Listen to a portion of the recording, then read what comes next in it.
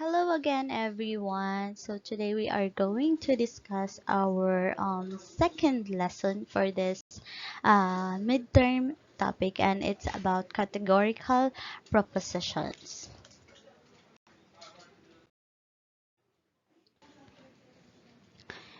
First, we're going to tackle, or we're going to discuss first the definition of judgment. So, judgment is actually a mental operations that pronounces the agreement or disagreement between two ideas.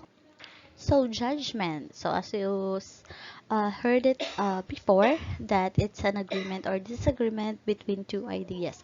So actually during judgment or within judgment, what you were doing is you were actually evaluating things. You were weighing their importance, their qualities, their qualifications so that you could come up with a better idea or better judgment. That's why it has agreement and disagreement, because you're weighing those characteristics that needs to be evaluated.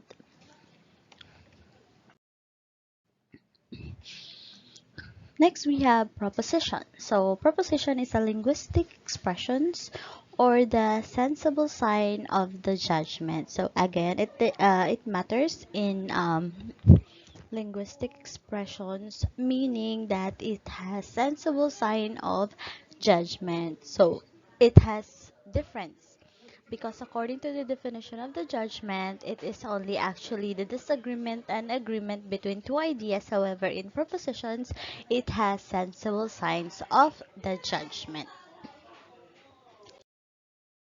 So we have actually three elements of propositions, and we have subject, predicate, and copula.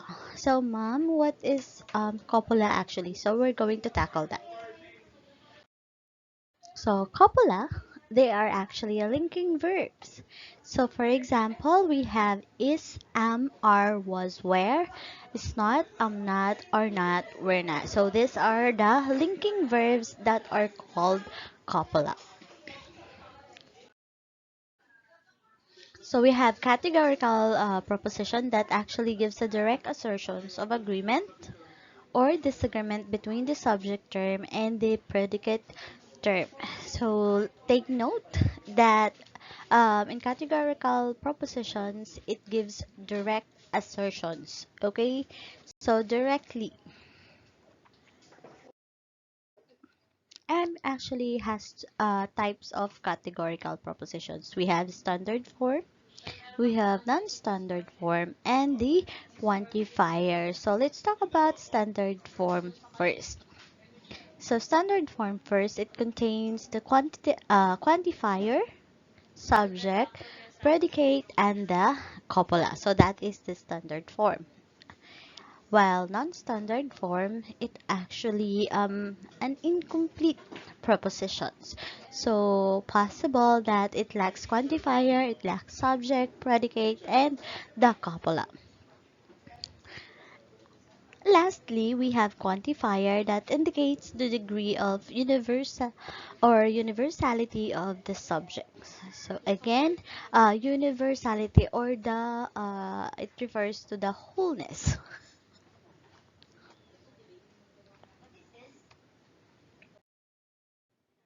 And there are two types of actually quantifiers. So we have universal quantifiers. It has positive and negative. That let's discuss the positive first. It means all, or it has, or it refers to all, every, or any. However, if we're going to talk about negative, it refers to no or none. And in particular quantifier, it pertains to words such as some, at least one, most, almost all, and the majority.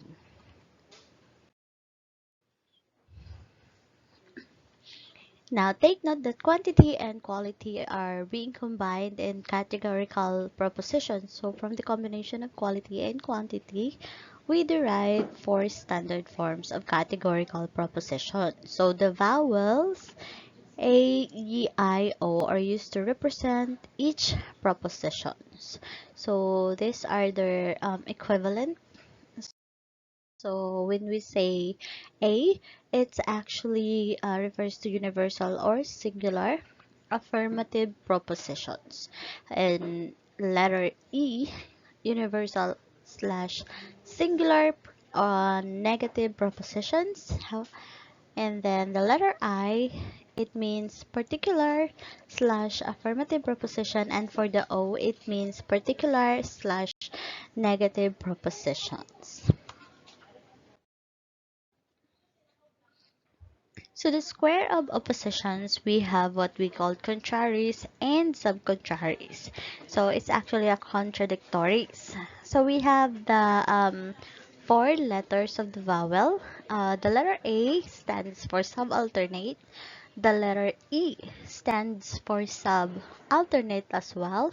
And then the letter I and O is actually stands for subalternate as well. So did you say the organization or the setup where the vowels are being put up? All right. So contraries, take note. If we're going to talk about contraries, the code is AE or EA. Subcontraries is IO or OI. Contradictory stands for AO or OA. Also IE or EI.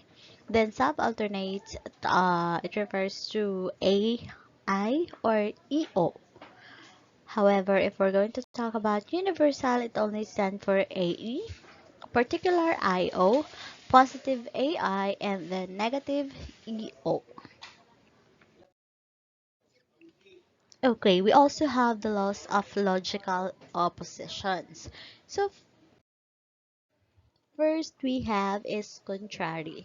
So contrary, it defines that if one is true, the other is false. So it has also contradictory. Another thing, if one is false, the other is doubtful, or it means that either true or false. So let's see the difference between uh, contradictory and the previously discussed examples. So the contradictory is one is true, or if one is true, the other is false, and then if one is false, the other is false. How about subcontrary? So subcontrary, if one is false, the other is true. If one is true, the other is doubtful, or either true or false. We also have what we call subalternations. So if the universal is true, the particular is true. And if the universal is false, the particular is doubtful. So if the particular is false, the universal is false. And then if the particular is true, the universal is doubtful. So did you get it? Or did you get it, everyone? Do you understand? Alright, again. Thank you so much for listening to these discussions. If you have any concerns, questions, and inquiries, you can chat me or you can message me through NEO. Please use your NEO account. Don't PM me, although I'll be able to answer your inquiries in PM or chat through Messenger. However, I'm not encouraging you to use Messenger because I might be able to reply on your text, but then and again, I might be able to forget that you have texted me. So to make sure, uh, use the Neo account, use our Neo to contact me for your concerns and inquiries. So thank you so much, and I hope that you're going to study our lesson for this midterm and be ready for our long quiz and examinations. Thank you again, and have a great day.